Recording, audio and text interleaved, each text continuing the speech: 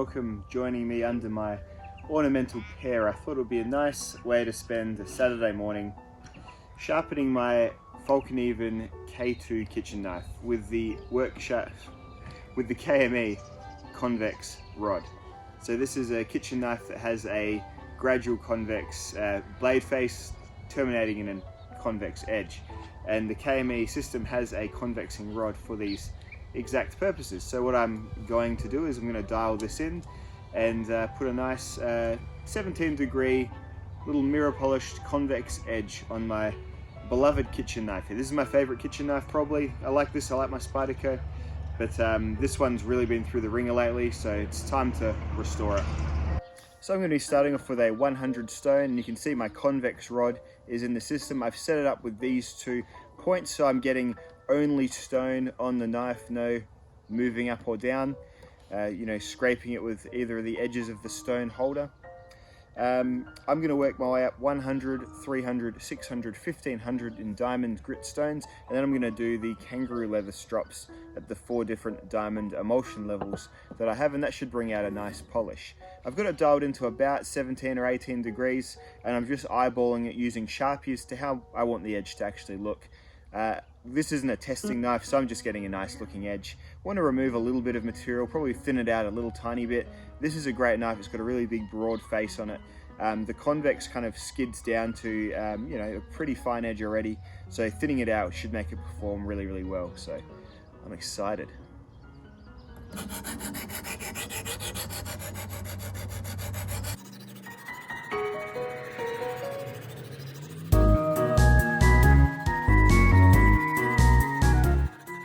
Questions that rose from the last video. Yes, the stones are louder the lower the grit is. That's just because they are more abrasive.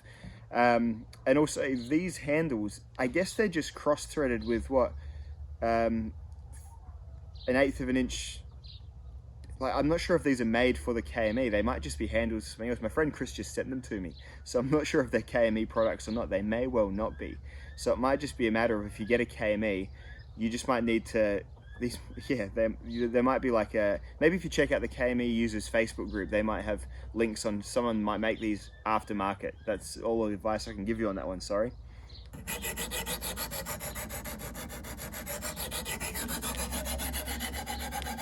Oh, and of course I've got my black line painted there, and I colored my edge in too, just so I can make sure this knife doesn't move up or down in the jaws as best I can.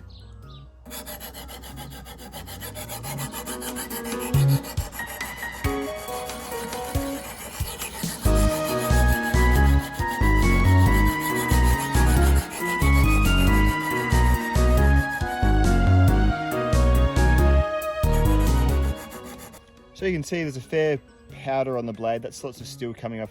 As I said, I'm not sure if I said on camera or not, this edge is in pretty bad shape, so lots of chips, lots of dings, just being put in the dishwasher with crockery, all that shit that happens to your hard use home kitchen blades. The knife can definitely take it structurally. It's just a matter of getting that edge back, chasing it up the blade just a little tiny bit. We're getting there on this side, then we'll swap it over, and once the removal's done using this hard grit stone, you really are just honing and polishing from there.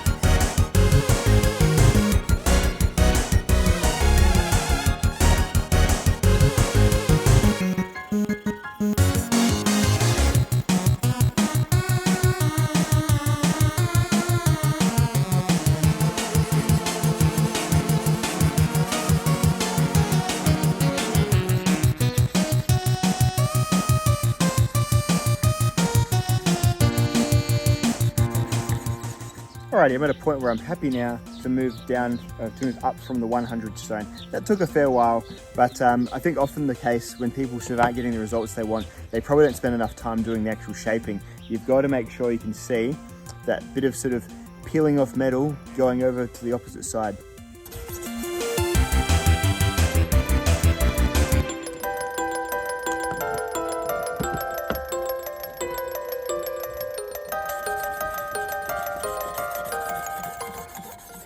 So in the last stages of my 300, I'm just going to work a little bit extra time as well, because the 300 is still somewhat abrasive and is going to be shaping my edge just a little bit too. So it's a good opportunity to, if you haven't quite got the rough spots out with the first lot, kind of swoops in and tidies it up a little bit.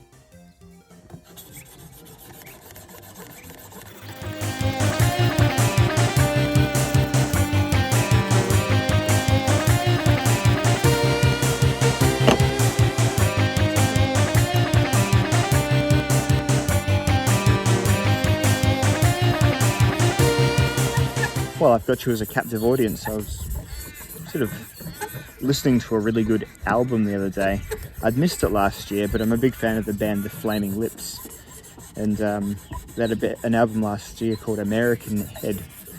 And I don't know if you know The Flaming Lips very well, but it's sort of a psychedelic type band. Very complicated music usually. Often a headphone listen rather than just a casual listen. And yeah, this new album, it's sort of like, they had a weird point in the 2010s where they started going on some sort of darker, more like, you know, rhythmic and quieter sort of sounding albums. Flaming Lips is probably heyday that everyone knows, or that its fan base knows, as the Soft Bulletin sort of Yoshimi, and then sort of at war at the Mystics era and start of the 2000s.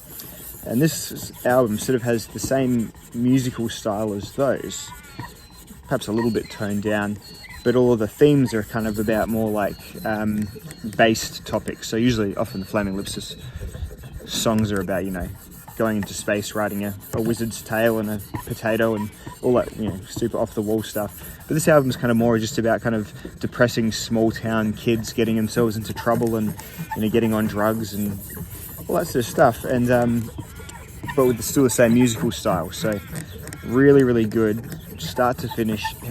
Headphone, you know, sit and give it 40 minutes. American Head, it's called, and yeah, it's a really good album. Like, I listened to it, and it's one of those ones that actually affects you if you actually take the time to listen to it, sort of, especially in sequence. But yeah, there really isn't any bad songs on it. There's a couple of, you know, instrumental sort of filler songs. So again, set some time aside for it, but really recommend.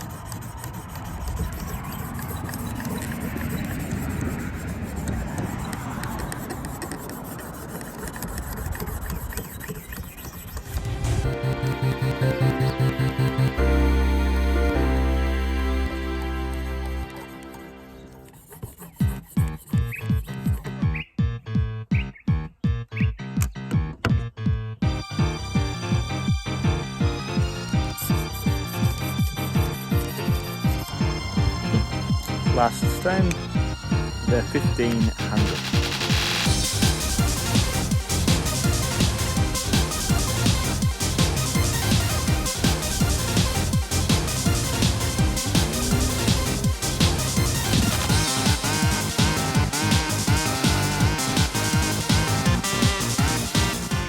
Alright, it's a decent polish on there from that. Turn it over, just going to do some inward strokes, just to get the burrs off.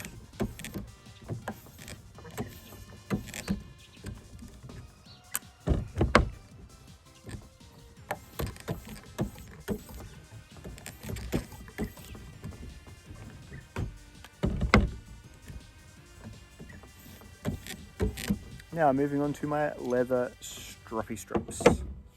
Starting off with the 4 micron, these are all pre-loaded.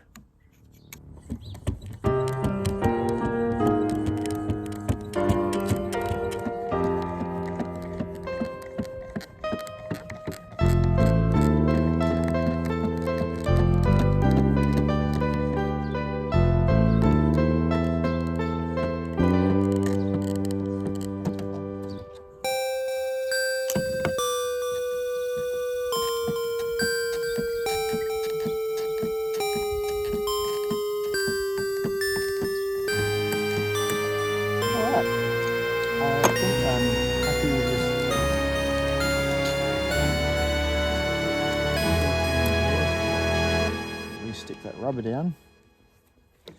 Just give it a bit of a spritz off with some WD-40s.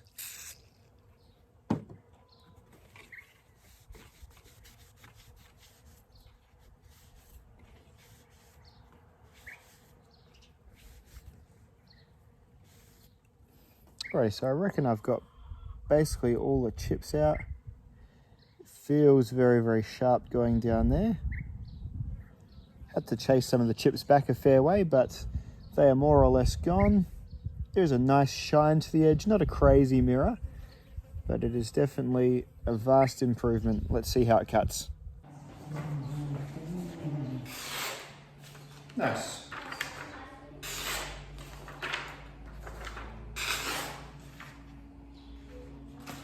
Much, much sharper. There is possibly still a deep chip or two that I'll get in the next couple of sharpenings, providing I take care of the thing and don't put any more into it, but very, very nice, crisp, sharp edge.